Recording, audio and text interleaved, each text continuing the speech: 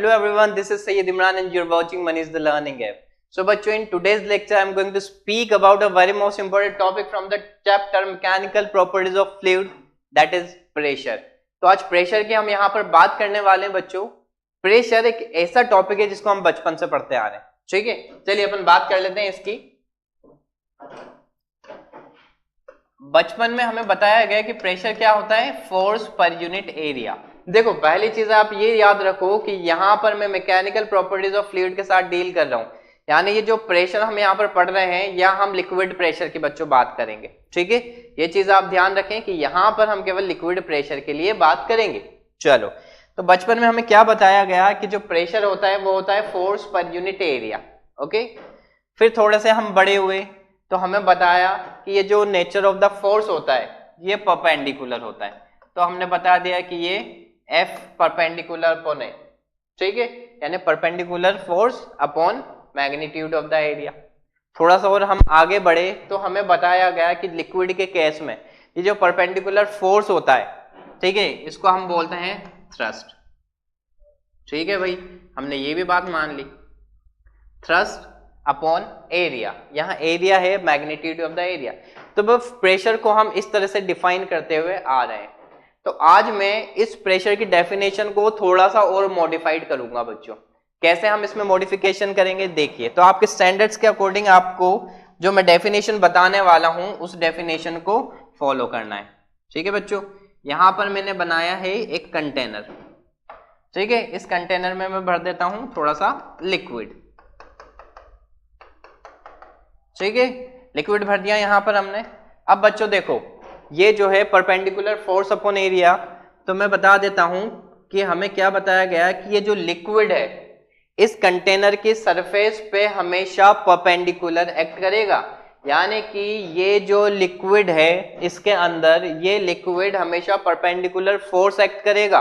तो ये फोर्स आपका क्या होने वाला है नेचर में, परपेंडिकुलर फोर्स. तो देखो यहां पर इस कंटेनर पर ये लिक्विड परपेंडिकुलर फोर्स एक्सर्ट करेगा इस तरह से. ठीक है, तो यहां से आप प्रेशर कैसे डिफाइन करोगे, this is the perpendicular force upon magnitude of the area.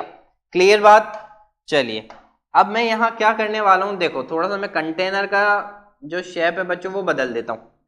यहां पर मैंने बदल दिया है इस कंटेनर का शेप. फिर से आप यहां पर थोड़ा सा लिक्विड भर दें. ठीक, सेम चीज आपको करनी है. यहां पर ये जो लिक्विड है इस तरह से फोर्स एक्सर्ट कर रहा है. ओके, अब देखो बच्चों आप खुद पहचानो.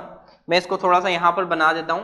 ये कंटेनर का सरफेस है और ये यहां पर फोर्स है.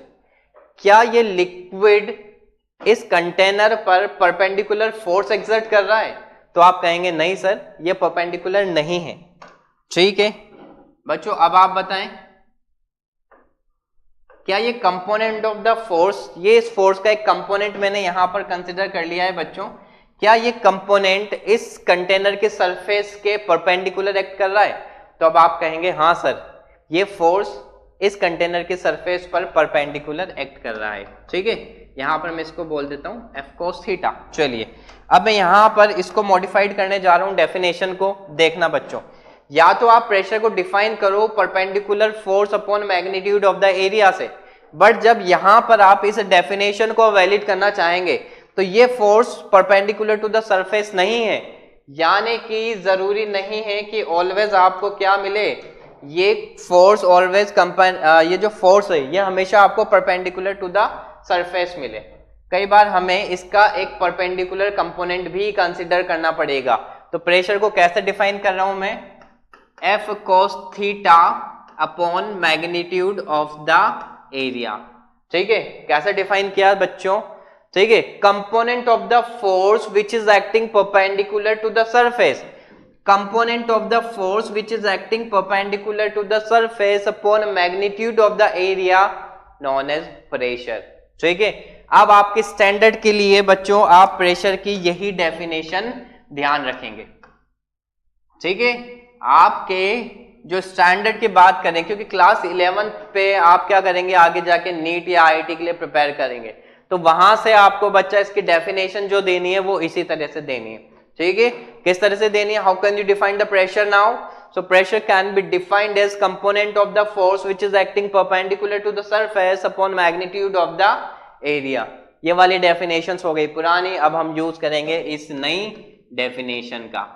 ठीक है, बात समझ में आ गई। अब डेफिनेशन तो हो गई, प्रेशर आपको यहां पर समझ आ गया है।